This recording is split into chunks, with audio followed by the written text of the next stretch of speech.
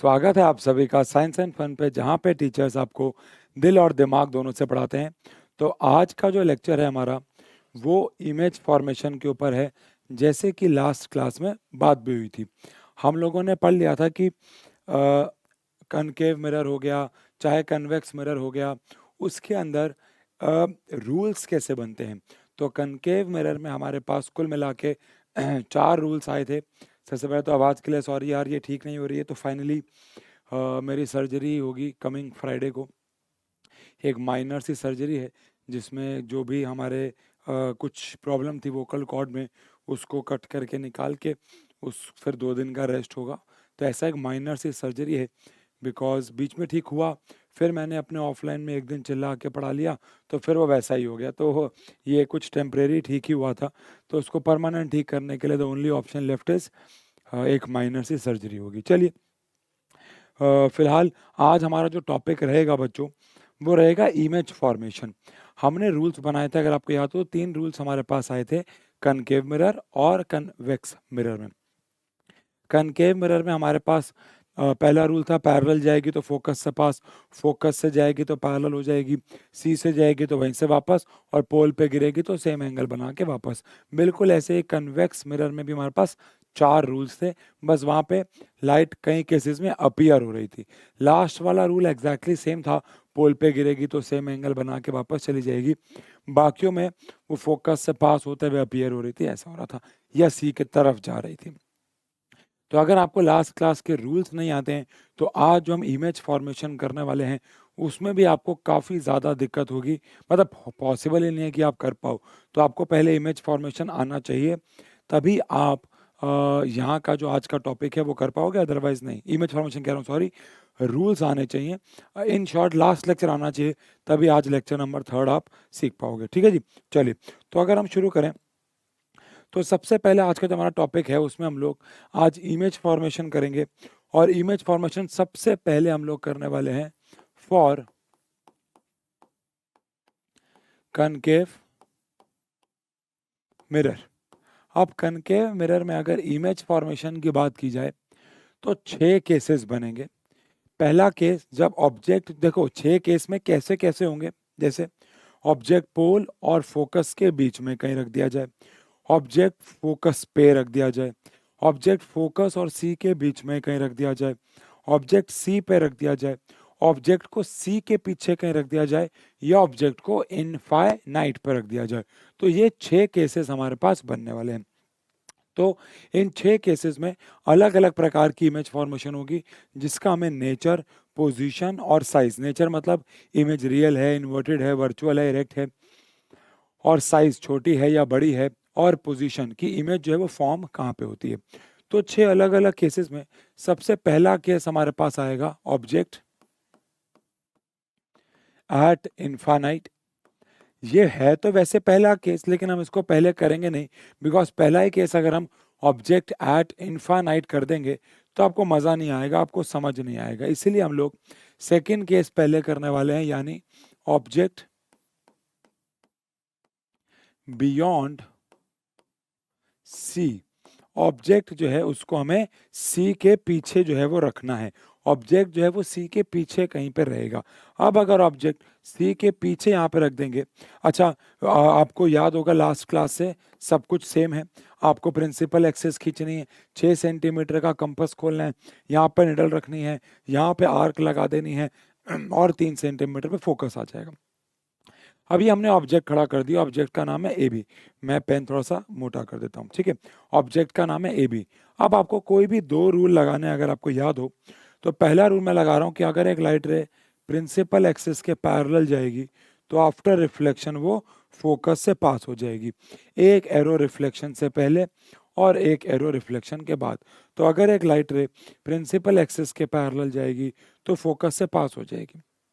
Second rule, अगर एक light रे फोकस से पास होगी तो आफ्टर रिफ्लेक्शन वो पैरेलल हो जाएगी, तो यहाँ कहीं जाके मिल जाएंगे। तो ये मेरे पास ए डैश और बी डैश हो जाएगा, ठीक है जी। पैरेलल जाएगी तो फोकस से पास हो जाएगी, और फोकस से जा रही होगी तो आफ्टर रिफ्लेक्शन ये पैरेलल हो जाएगी। तो ये 2 केसेस हमें जो है वो देखने को मिलते हैं। दोबारा से, पैरेलल जा रही है तो फोकस से पास हो जाएगी, और फोकस से जा रही है तो पैरेलल। तो यहाँ पे ये दोनों लाइट रेज जो हैं वो मिल जाएंगी, मीट हो जाएंगी। अब अगर ये दोनों लाइट रेज यहाँ पे मिल जाएंगी, मीट हो जाएंगी, तो हमें इसके बारे में 3 बातें लिखनी है। एक तो है नेचर, एक है पोजीशन, और एक है साइज। हमें यहाँ पे 3 चीजें लिखनी है, नेचर, पोजीशन और साइज।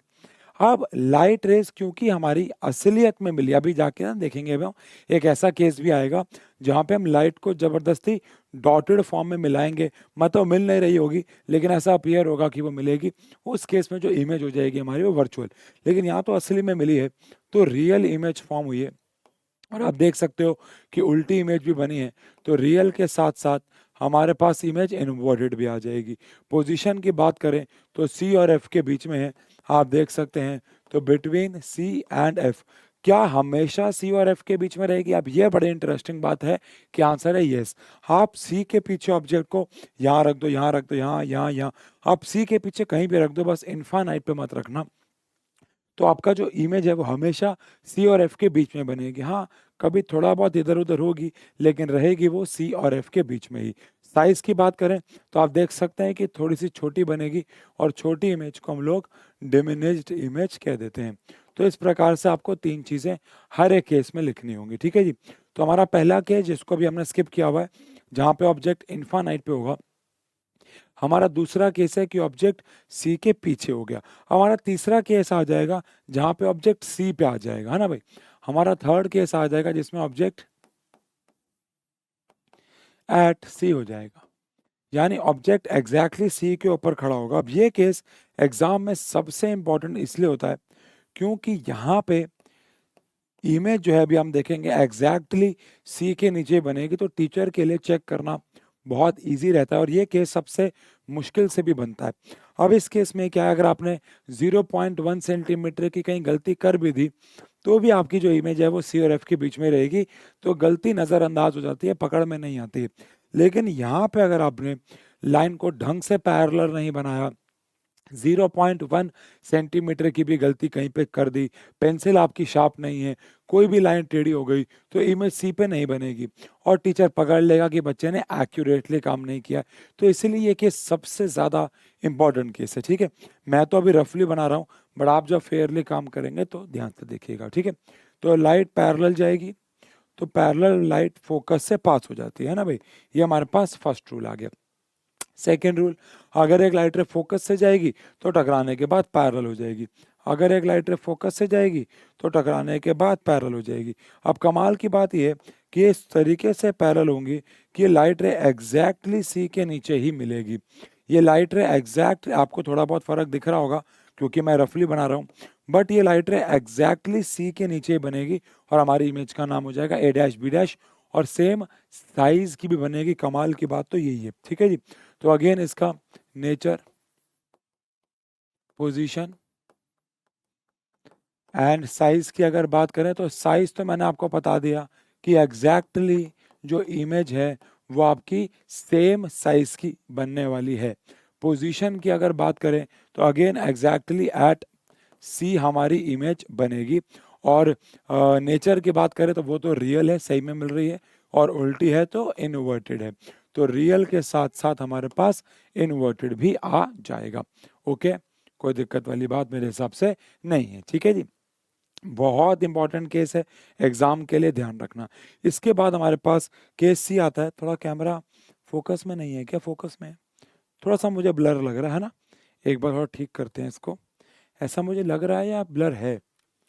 एक सेकेंड, एक सेकेंड, अब थोड़ा ठीक है ना।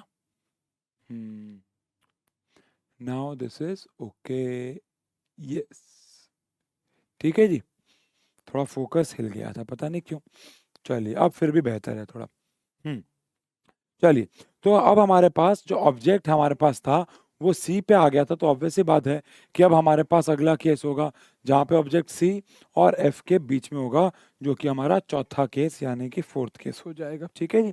ठीक है जी, चलो आओ फोर्थ केस पढ़ते हैं। ऑब्जेक्ट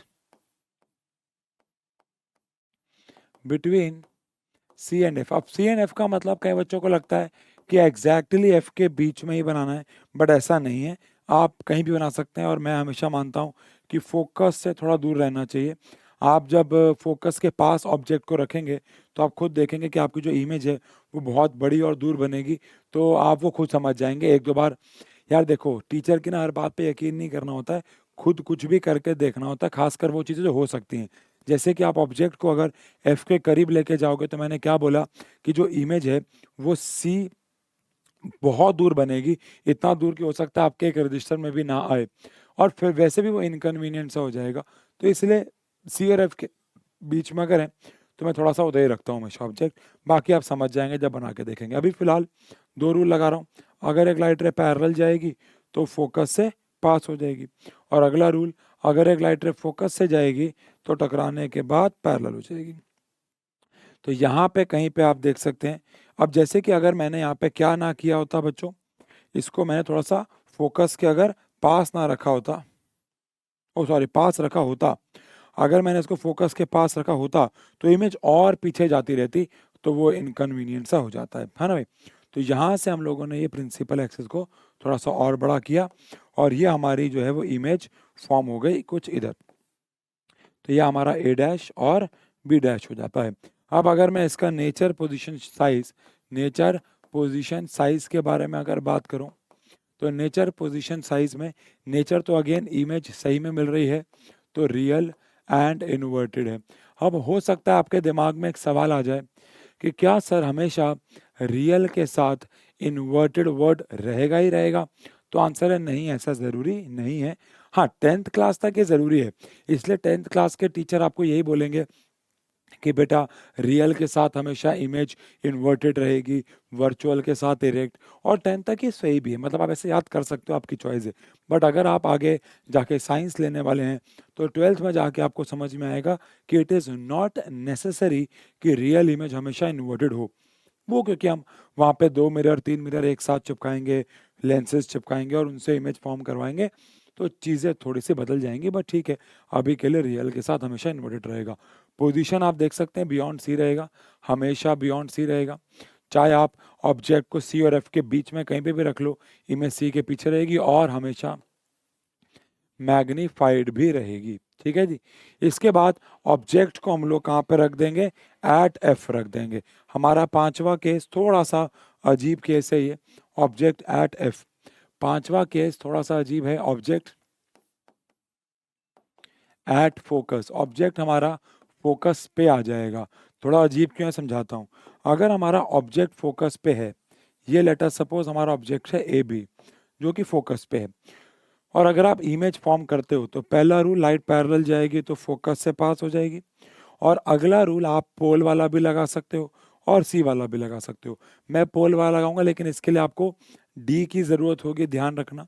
तो अगर एक लाइट रे पोल पे गिरेगी तो आप यहाँ से ये एंगल नाप लोगे डी से, उतना ही एंगल नीचे लाइट जाएगी, और आप क्या देखोगे कि जो रिफ्लेक्टेड रेज हैं, ये एंगल आई है, ये एंगल आर है, दोनों बराबर होंगे। लेकिन कमाल की बात आप क्या देखोगे कि जो भी हमारी रिफ्लेक्टेड रेज हैं, जो भी लाइट रेज हमारी रिफ्लेक्ट हो गई हैं, वो एक दूसरे के पैरेलल हो जाएंगी। रिफ्लेक्टेड रेज आप देखोगे कि एक दूसरे के पैरेलल हो जाएंगी, आपको ऐसा लगेगा कि वो एक दूसरे के पैरेलल हो गई हैं। लगेगा क्या मतलब, हो ही जाएंगी, ठीक है ना। अब क्या पैरेलल लाइट रेज कहीं पे जाके मिलती हैं? नहीं, पैरेलल लाइट रेज कहीं पे भी जाके मिलती नहीं है, मीट नहीं होती हैं। अब अगर पैरेलल लाइट रेज कहीं पे जाके मिलती ही नहीं है, मीट ही नहीं होती हैं, तो हम ऐसा मान लेंगे कि वो इन्फानाइट पे जाके मिल रही हैं। ये एक एजम्पशन है, ध्यान रखना। नेचर पोजीशन साइज, क्योंकि लाइट रेज एक दूसरे के पैरेलल हो गई हैं, तो हमारी ये एक एजम्पशन है कि लाइट रेज यहाँ पे जाके मिलेंगी, इन्फानाइट पर मिल नहीं रही हैं। तो अगर हम ऐसा एज्यूम कर रहे हैं कि लाइट रे मिल ही रही हैं, तो इमेज हमारी हो जाएगी रियल एंड इन्वर्टेड। अगर मान लो ये मिलती भी हैं और यहाँ कहीं पे मिलती हैं, एज्यूम कर रहे हैं, तो वो इन्वर्टेड होगी और रियल होगी। पोजीशन क्या है भाई? एट इन्फानाइट है। और अगर हम साइज की बात करें, मान लो थोड़ी देर के लिए ये यहाँ पे जाके मिलते भी हैं, तो बहुत बड़ी, ये तो उससे भी ज़्यादा दूर आगे मिलेंगे, तो इमेज बहुत बड़ी बन जाएगी। तो इसको हम हाईली मैग्नीफाइड कह देते हैं, मैग्नीफाइड भी नहीं कहते हैं। इसको हम हाईली मैग्नीफाइड कह देते हैं, क्योंकि जो इमेज होगी वो बहुत ज़्यादा दूर जाके जो है वो फॉर्म होगी। बात समझ में आ गई? तो इस प्रकार से ही इमेज फॉर्म हो जाएगी। डन है? कोई दिक्कत, कोई परेशानी? बोलिए। हाँ जी। तो ये हमारा पांचवा केस है। इसके बाद वैसे तो sixth case which is the last case, पर हमने एक इन्फानाइट वाला छोड़ा हुआ है। अब जो सिक्स्थ केस है, यानी कि इसके हिसाब से अगर लास्ट केस की बात करें, तो वो सबसे अलग, सबसे खतरनाक केस क्यों है, आओ जरा समझिए। सिक्स्थ केस यानी कि object between pole and focus. Object जो है वो पोल और फोकस के बीच में आ जाएगा। अगेन मैंने आपको बोला कि फोकस थोड़ा दूर रहे, तो पोल और फोकस के बीच में यहाँ पे मैंने ऑब्जेक्ट रख दिया। अब मैं क्या कह रहा हूँ आपको, मैं ये कह रहा हूँ कि ये केस सबसे खतरनाक क्यों है। अगर आपने नोटिस किया हो तो अभी तक हर एक केस के अंदर इमेज जो है वो रियल एंड इन्वर्टेड फॉर्म हुई।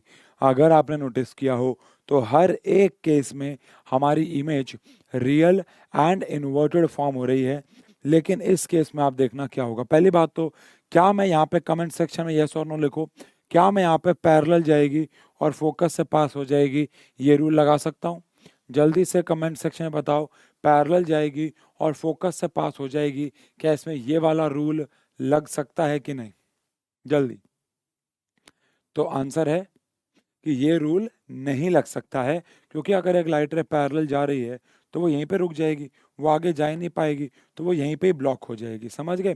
तो इसीलिए हम ये वाला रूल नहीं लगा सकते। हमारे पास कोई बात नहीं, बहुत सारे रूल्स हैं, जैसे कि अगर एक लाइट रे पोल पे गिरी एक सर्टेन एंगल आई बना के, तो उतना ही एंगल आर बना के वो रिफ्लेक्ट हो जाएगी। पहला रूल। दूसरा रूल सी वाला लगा सकते हैं हम, कि अगर एक लाइट रे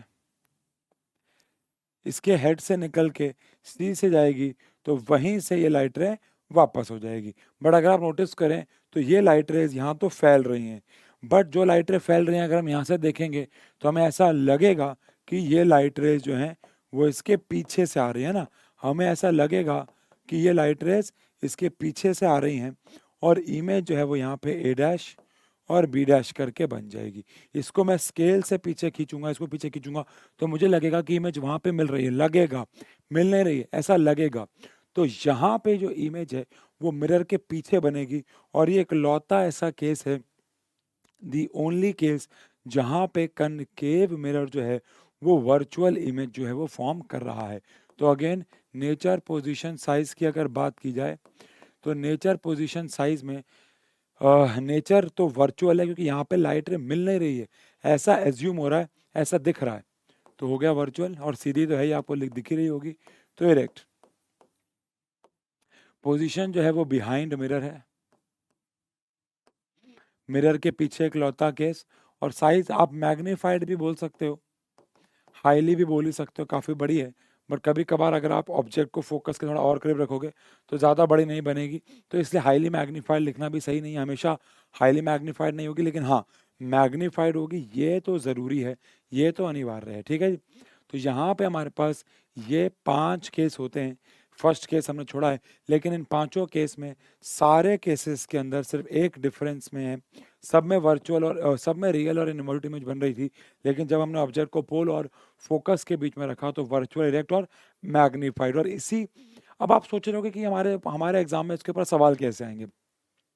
तो 2-3 प्रकार के सवाल होते हैं। पहला तो आपको रे डायग्राम बनाने को ही दे देंगे, लेकिन इससे भी ज़्यादा बड़ा सवाल जो है वो ये है कि आपसे कनकेव मिरर के यूज जब पूछ रहे होंगे, तो वो सारे यूजेस इनके इमेज फॉर्मेशन के ऊपर बेस्ड ही हैं। तीसरे प्रकार के सवाल में आपको ऐसे पूछ लेंगे कि अगर ऑब्जेक्ट यहाँ रखेंगे तो इमेज कहाँ बनेगी, ऐसे। और आगे जाके आप देखोगे कि बहुत सारे एमसीक्यूज और न्यूमेरिकल्स करने में भी आपको इमेज फॉर्मेशन की हेल्प मिलेगी, क्योंकि आगे जाके आपको पढ़ना है कि इमेज अगर वर्चुअल इरेक्ट होती है या रियल और इन्वर्टेड होती है, तो उसमें प्लस माइनस का फर्क होता है। ये आप समझोगे आगे जाके, अभी नहीं। द पॉइंट इज कि वो प्लस माइनस का भी काम आप इमेज फॉर्मेशन से ही करते हो बहुत सारे केसेस में। तो इसलिए इमेज फॉर्मेशन सबसे इंपॉर्टेंट हिस्सा आप कह सकते हो, कि इससे 3-4 डिविजन जो है वो आगे बनते हैं। चलिए, अब जब ऑब्जेक्ट इन्फानाइट पे है, तो ये सबसे अजीब केस है, इसलिए मैंने इसको सबसे एंड के लिए छोड़ा, कि हमारा ऑब्जेक्ट ही इन्फानाइट पे पड़ा हुआ है। अब आप सोच रहे होगे ऑब्जेक्ट इनफाइनाइट का मतलब, पहली बात तो इनफाइनाइट कुछ नहीं होता है, मतलब ठीक है, आइंस्टाइन जी ने बोला था कि इस दुनिया में दो ही चीज़ें इनफाइनाइट हैं, एक है यूनिवर्स और एक है इंसान की स्टुपिडिटी, इंसान की सोच, इंसान की सोचने की क्षमता। ठीक है, तो यूनिवर्स को लेके वो बिल्कुल सही थे कि यूनिवर्स इनफाइनाइट है। बट द पॉइंट इज कि हमारे पास कौन सा ऑब्जेक्ट इनफाइनाइट पे है, तो आंसर है कोई भी नहीं। कोई ना कोई ऑब्जेक्ट, मान लो पेड़ है, स्टार है, वो सब भी एक सर्टेन डिस्टेंस पे तो है ही।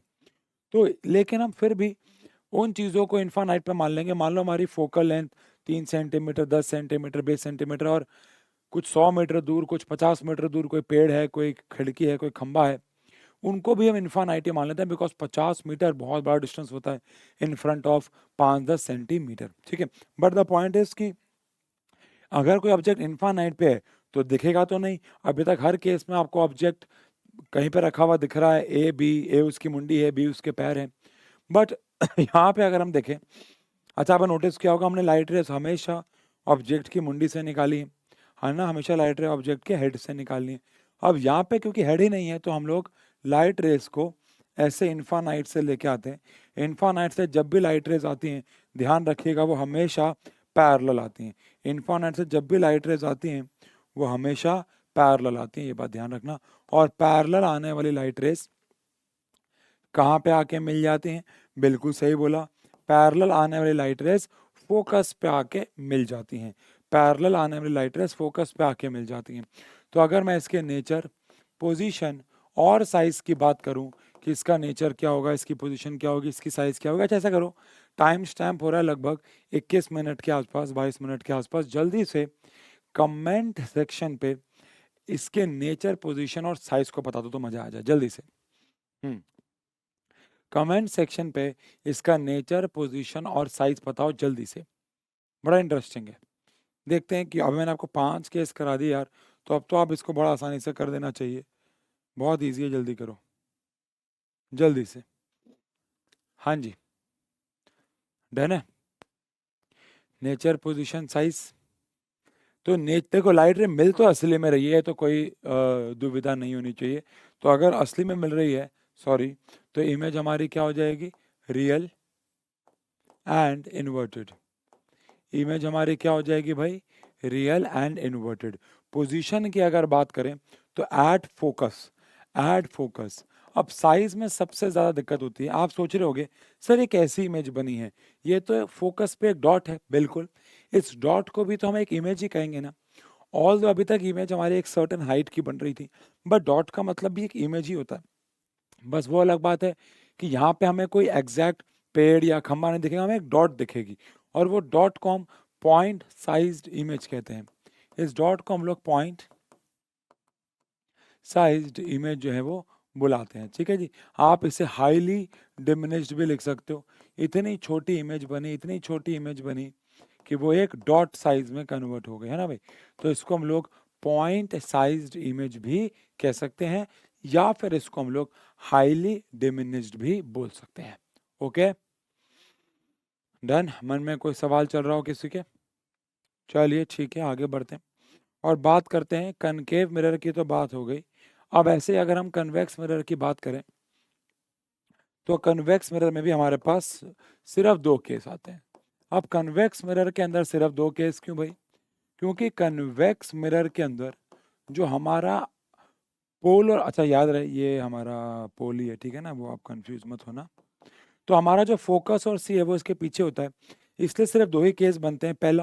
पहला केस बनेगा जिसमें हमारा जो ऑब्जेक्ट होगा वो इन्फानाइट पे होगा, ऑब्जेक्ट एट इन्फानाइट।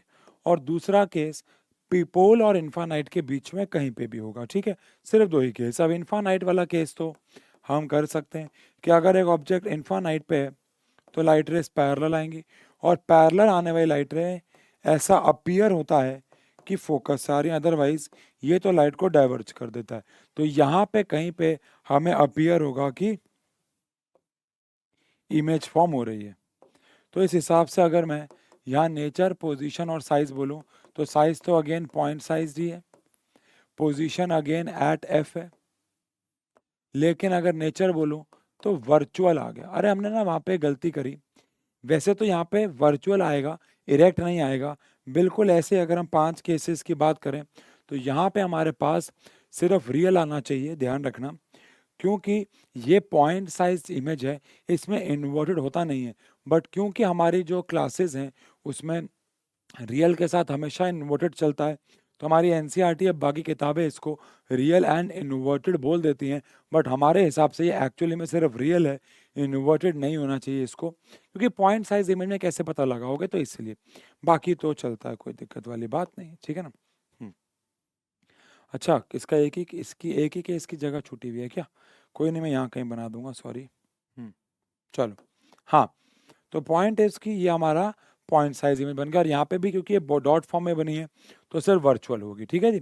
अब अगर हम यहीं पे ऐसा करो यार, क्योंकि मैं यहाँ पे एक ही फोटो लेके आया हूँ इसकी, पता नहीं ऐसा कैसे हो गया, इसके तो दो केसेस हैं जिसकी फोटो नहीं है हमारे पास, तो ऐसा करो प्लीज़, इसको आप कहीं पे बना लो, क्योंकि पीपीटी में फिर आपको ये नहीं मिलेगा, तो आप इसको ड्रॉ कर लेना, और इसको फिर मैं हटा दूंगा, जल्दी कर लो, ड्रॉ कर लो, इसको फिर मैं हटा दूंगा। ओके, आई होप ड्रॉ कर लिया है, ठीक है। अब हम उसका सेकंड केस कर लेते हैं। तो सेकंड केस हमारे पास आ जाएगा, object between pole and infinite. अब पोल और इन्फानाइट के बीच में आप ऑब्जेक्ट को कहीं पे भी रख दो, जहां आपका मन करे, आप यहाँ पे रख दो ऑब्जेक्ट को, ए बी नाम का ऑब्जेक्ट है, ठीक है जी। अब आओ जी इमेज फॉर्मेशन करते हैं। तो पहला रूल, अगर एक लाइट रे पैरेलल जाएगी तो ऐसा अपीयर होगा कि फोकस से पास हो रही है ना भाई, और अगर एक लाइट रे सी की तरफ जाएगी तो वहीं से वापस हो जाएगी, अगर एक लाइट रे सी की तरफ जाएगी तो वहीं से वापस हो जाएगी। तो यहाँ पे आप कह सकते हैं कि हमारी ए डैश बी डैश करके इमेज जो है वो फॉर्म हो जाएगी, बहुत छोटी सी। और यही एक खास बात है कि जो हमारा कन्वेक्स मिरर होता है उसमें अगर हम लोग बात करें तो हमारा जो नेचर, पोजीशन और साइज होता है, नेचर अगेन क्योंकि डॉटेड बन रही है तो वर्चुअल, और सीधी बन रही है तो इरेक्ट।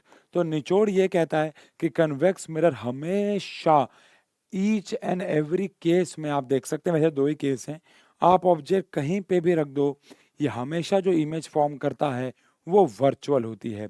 आप ऑब्जेक्ट कहीं पे भी रख दो, ये हमेशा वर्चुअल इमेज ही फॉर्म करता है। पोजीशन की बात करें तो between C and sorry between P and F ही रहेगा। अगेन एक होशियार बच्चा बात मानेगा नहीं, करके देखेगा, ऑब्जेक्ट को आगे लाओ, पीछे लेके जाओ, थोड़ा और पीछे लेके जाओ, कहीं पे भी ले जाओ, इमेज हमारी हमेशा पोल और फोकस के बीच में ही रहेगी, कुछ भी कर लो। और साइज हमेशा डिमिनिश्ड ही रहेगा, साइज हमेशा छोटा ही रहेगा। और यही रीजन है कि कन्वेक्स मिरर के यूजेस हैं। अब कनकेव मिरर बाकी सारे केस में रियल और इन्वर्टेड इमेज बनाता है, लेकिन सिर्फ एक केस में वो वर्चुअल इरेक्ट और मैग्नीफाइड इमेज बनाता है, जब ऑब्जेक्ट पोल और फोकस के बीच में होता है तो उसका वहाँ पे यूज़ है। लेकिन ये हमेशा छोटी इमेज बनाता है, और हमेशा छोटी इमेज बनाने के क्या फ़ायदे हैं, आओ एक बार यूजेस पढ़ते हैं तो आपको समझ में आएगा। जैसे कि यूजेस ऑफ कनकेव मिरर की अगर बात करें, तो अगर हम कनकेव मिरर में ज़्यादातर यूजेस को देखें तो सारे यूजेस में वही लिखा हुआ है, मैं अभी पढ़ के ही बता रहा हूँ कि अगर ऑब्जेक्ट पोल और फोकस के बीच में आता है तो ये मैग्नीफाइड इमेज बनाता है। तो सबसे पहले डेंटिस्ट लोग इसका इस्तेमाल करते हैं। डेंटिस्ट क्या करते हैं, उनके हाथ में एक छोटा सा कनकेव मिरर होता है जो कि एक स्टिक से कनेक्टेड होता है, वो आपके दांत के पास रखते हैं, वो इतना पास रखते हैं कि आपका जो दांत है वो पोल और फोकस के बीच में आ जाए, जिससे कि कनकेव मिरर वर्चुअल इरेक्ट लेकिन मैग्नीफाइड इमेज बनाएगा, तो डेंटिस्ट आपके दांतों को अच्छे से देख पाएंगे। सेम शेविंग मिरर, इसके ऊपर मैं वीडियो भी डालूंगा रिफ्लेक्शन खत्म होते ही शेविंग मिरर के ऊपर, कि शेविंग मिरर में भी एक खास बात होती है, ये नॉर्मल मिरर से अलग होता है, ये कनकेव मिरर होता है। इसमें अगर आप मिरर के दूर हो तो या तो आप अपने आप को देख ही नहीं पाओगे या इन्वर्टेड नजर आओगे, लेकिन क्योंकि आप पोलर फोकस के पीछे हो। लेकिन अगर आप उसके पास जाओगे तो आप पोलर फोकस के एकदम बीच में आ जाओगे, जिससे कि जो इमेज है वो मैग्नीफाइड हो जाएगी, और आप अपनी छोटी छोटी डिटेल्स भी देख सकते हो, शेविंग या मेकअप कर सकते हो। इसके बाद कनकेव मिरर डेंटिस्ट हो गया, अच्छा सॉरी, पहला वाला डेंटिस्ट नहीं था, टॉर्च था, डेंटिस्ट तो ये वाला है। तो टॉर्च में भी ऐसे ही होता है, अगर मैं टॉर्च के पीछे कनकेव मिरर लगा दूं और बल्ब को यहाँ पे रखूं, तो जैसी लाइट रिफ्लेक्ट होगी टॉर्च से पैरेलल निकलेगी, क्योंकि फोकस से निकलने वाली लाइट पैरेलल निकलती है, तो कनकेव मिरर लाइट को पैरेलल कर देगा और एक अच्छी बीम बनाएगा जो कि दूर तक जाएगी। और सोलर फर्नेस में, भट्टियों में भी ये काम आता है, धूप को वो टकरवा के एक पर्टिकुलर जगह पे फेंकता है, जिससे कि इसको फोकस कर देता है और ये कनकेव मिरर उस रूप में भी काम जो है वो आता है। ठीक है जी, डन है जी। तो इस प्रकार से इसके यूज़ है। और लेकिन कन्वेक्स मिरर के वहीं पे देखें तो अभी हाल ही में मैंने इसके ऊपर इंस्टाग्राम पे स्टोरी डाली थी, बहुत बार मैं इसके ऊपर वीडियोस भी डाल चुका हूँ, बहुत बार, कि जब भी कोई टर्निंग पॉइंट होता है, कोई शार्प टर्न होता है, तो वहाँ पे कोनों पे कन्वेक्स मिरर लगे होते हैं और ये कन्वेक्स मिरर इमेज को छोटा दिखाते हैं। प्लस सबकी गाड़ियों में साइड में जो रियर व्यू मिरर बोलते हैं, रियर का मतलब पीछे देखने का व्यू, रियर व्यू मिरर जिसको बोलते हैं, वो सारे मिरर्स कन्वेक्स मिरर होते हैं, बिकॉज कन्वेक्स मिरर इमेज को छोटा बना रहा है। आपने नोटिस किया इसके दोनों ही केसेस में, वैसे तो एक ही केस मानूंगा मैं इसका, बिकॉज एक तो इन्फानाइट पे था, इमेज हमेशा छोटी, वर्चुअल और इरेक्ट बनती है, जिससे कि मैं अगर कन्वेक्स मिरर अपने गाड़ी की साइड में लगाऊंगा तो वो पीछे की इमेज छोटा बनाएगा। इससे फायदा ये होगा कि वो लार्ज एरिया कवर करेगा। हम क्लास में इसको इस तरीके से करते हैं ऑफलाइन में, कि मैं कन्वेक्स मिरर लेता हूँ और बच्चे को बोलता हूँ पीछे का देख, इसके ऊपर मैंने साइंस एंड फन पे शॉर्ट भी डाला था। और अगर मैं प्लेन प्लेन मिरर से दिखाऊंगा तो वो एक शीशे में 4 5 6 बच्चे देख पाएगा, लेकिन कन्वेक्स मिरर से दिखाऊंगा वो भी उसके छोटे साइज से, तो उसको लगभग लगभग आधी या 75% क्लास दिख जाती है, बिकॉज कन्वेक्स मिरर फॉर्म्स छोटी इमेज, और छोटी इमेज जब कन्वेक्स मिरर फॉर्म करता है तो वो ज़्यादा व्यू कवर करता है, जिससे कि आप ज़्यादा देख पाते हो। तो ये इसके कनकेव और कन्वेक्स मिरर के यूजेस हुए। ठीक है जी। लेक्चर नंबर 4 में हम लोग sign convention, mirror formula, magnification और उसके न्यूमेरिकल्स करेंगे और रिफ्लेक्शन को खत्म कर देंगे। तो 4 लेक्चर में हमारा रिफ्लेक्शन चलेगा और फिर आगे आने वाले लगभग 3 4 लेक्चर में हमारा रिफ्रैक्शन चलेगा। ठीक है जी। तो डिटेल लेक्चर्स में आ रहे हैं आपके पास।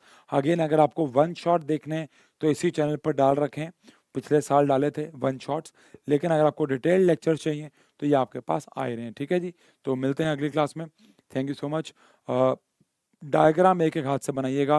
कई बच्चों को लगता है उनको बनाने आ गए, लेकिन जब वो देख के बोलते हैं, लेकिन जब उनको बनाने को बोलो तो उनसे आर्क तक नहीं लग रही थी। तो प्लीज़ एक एक बार, मैं तो कहूँगा 2 2 बार ऑब्जेक्ट को थोड़ा बहुत इधर उधर हिला के हर एक केस बना के देखो, इससे आपके स्किल्स भी डेवलप होंगे। Thank you so much.